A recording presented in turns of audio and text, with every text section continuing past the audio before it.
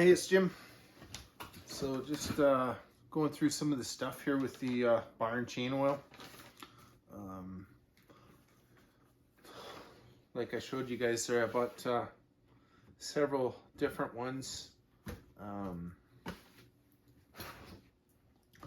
Really not a lot of different information on these jugs, but I'm pretty sure a lot of the dealerships have never actually read them either. So this one here, light oil, it doesn't actually have a temperature range listed on the jug. Basically it just says it's for base oils formulated to provide proper lubrication of chainsaw bars, chains, and oil pumps and protect metal alloys and moving parts. The Husqvarna, this one says all season, but then on the back of it, it says if you're going to use it below conditions of 0 Celsius or 32 Fahrenheit, that you should look at getting the Husqvarna low temp bar oil instead. I kind of find it funny where some of these ones here talk about reducing throw off. I think that's more of an operator issue. There's a lot of guys also that think it's reduced by running their chains too tight, but that's not the case. The only thing running your chain tight does is wears your crank bearings out. Okay, the Echo one, it says 5 Fahrenheit or minus 15 Celsius. Resists high temperatures, extreme pressure, and helps prevent rust. So again, that one's got a little bit more cold range. This steel medium does not give a temperature range on it. And the Ricotech, which it just says winter weight. It actually, the only thing it says on it basically is not to mix it with gasoline for the saw engine. It's designed for chain lubrication. I guess if people need to know that, they probably need quite a bit of help with their saws. But anyway, I looked at a couple other brands too. Oregon was one of them, but I was a little intimidated with some of the stuff I saw on the back of it for health hazards, so I left that one on the shelf. We're just going to show you with the olive oil here. So, like I said, in my shop it's pretty chilly. I'm sitting beside the stove right now here, but anyways, I hadn't expected it to work when it was cold out, and I'm thinking there must be some kind of a chemical reaction between some of the additives in the bar and chain oil and this stuff, but maybe it was just the fact that the additives in the Ricotech are good enough to handle being diluted with with that olive oil as well, because it still performed quite well, even when it was cut with half of that. So in our chain oil, I think there's a few characteristics that we're looking at, so I'm just going to run through that, and then what I'm trying to do is basically make a test for each one of these factors. So obviously for flow, like I was saying, in the winter, we need to ensure that it at least flows. If it doesn't flow, we're going to end up damaging our oil pump, and it's going to, at the restrictions of the pour it onto the bar. It's probably not going to flow there either. So that's a factor, in my opinion, for winter like this. It's probably one of the main factors. If we can't get it through the pump, then it doesn't matter how good it is otherwise, because it's no good. We talk about tackifiers, or how the stickiness, so that it'll stick to the chain and not fling off the end of the bar. So I'm sort of struggling with how I'm going to show that, but it's kind of debatable in the cold experiments that I do, whether it's the tackifier issue or the flow. But I'm pretty sure if it doesn't move at all, then it's not just the tackifier issue. We want to deal with friction and wear and have good lubrication, so that's another aspect. We want it to combat resin buildup, so the resin and the sawdust kind of accumulates in the groove of the bar, kind of accumulate on the cutters as well, and quite often around your clutch and front of the saw and stuff. So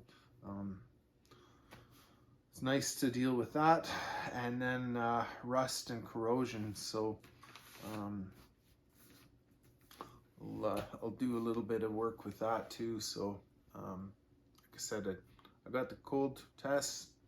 I got a test here that I'm doing on the wood stove, basically wanting to kind of test it for somewhat corrosion, as well as some of the residue that accumulates from friction with it. So it's not directly related on there, but it's one of the ones that I'm interested to see how this stock stuff wears, or what it leaves for residue, and then especially comparing that with the canola oil and olive oil. I've read some stuff where some guys believe that vegetable oil leaves residue behind that can damage the oil pumps. I don't have, or I'm not using just a vegetable oil. That does involve several different plant byproducts mixed in with it. So what I've got is the virgin olive oil, and I've got canola oil. I've found in the past that quite often the canola oil doesn't flow that good once it gets cold either. So like I said there, that was the reason that I believed cutting it half and half. In the past, I guess before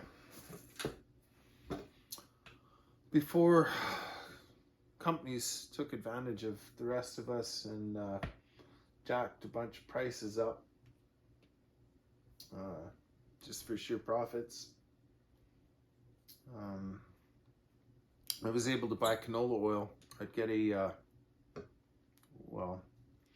4 to 5 gallon jug of it, or around 20 liters, for about a equivalent of what I was paying for a gallon or 4 liters of bar and chain oil. So it was basically a quarter the price of the bar and chain oil. So that was part of the reason I switched, and I've been involved in a project where it was critical to have environmentally friendly oils. So at that time we were buying the still bio oil, which was a 3 liter jug, for slightly more than you'd pay for the or if you want to call it quarts, 3 quarts, for a bit more than what you'd get the normal gallon or 4 liter jug of bar oil for. So when I found I could basically use canola oil, get really good results with it on my stuff in in the normal tree season or whatever, spring, summer, and fall, then I switched exclusively to it and enjoyed saving a significant amount on that. Obviously, it's probably something you're not going to go through a lot of, but if you can save that much money on it, then there's a lot of things you can put that money toward.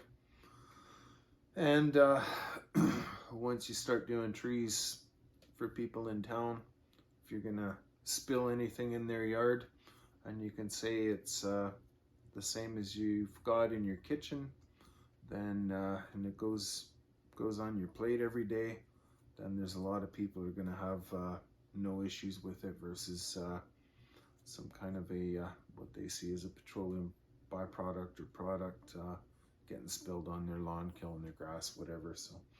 So anyways, lots of reasons, but for this, I just wanted to see the difference between the all season or medium weight bar and chain oils and show you what a decent winter oil does for it. I was pretty amazed with some of the results, and I'm sure that you guys will be as well. I'm probably going to end up doing just this in stages, so probably the first one that I'll have done is the cold weather one, because we are very lucky to have weather right now that's conducive to that test. So our temperatures outside this week, this is around December 20th, so temperatures outside, we were down to minus 41 with the wind chill the last couple days. Today we didn't have as much wind, minus 31 Celsius or minus 24 Fahrenheit. Yeah, I think I got some fairly decent results on video for you, so I'll post those up, and you guys can feel free to give me some ideas on what I should be doing to be able to have some measurable results for the anti-wear and friction part of it. The resin, I'm still kind of struggling with that. I mean, I got a fair bit of firewood, but I don't think I'm going to have enough pitch that I can actually kind of collect that pitch, whatever, render it, and then coat several different things with it and then see which one breaks that down. I don't know if that's going to be practical, so I'm going to have to come up with a different something different to go on with that one. But I guess we'll see what happens. The rust thing, I think I can deal with that okay, and we'll go from there, I guess. So okay, like I said, yeah, looking for your support with subscriptions, some likes on this. As I mentioned before, none of this is funded by anybody other than I got a little bit of sponsorship from the wife because I borrowed some of her kitchen stuff for this, and I might have to replace some of it yet, but other than that, that's as much sponsorship as I get. So yeah, thanks for your help, and hopefully you find this useful.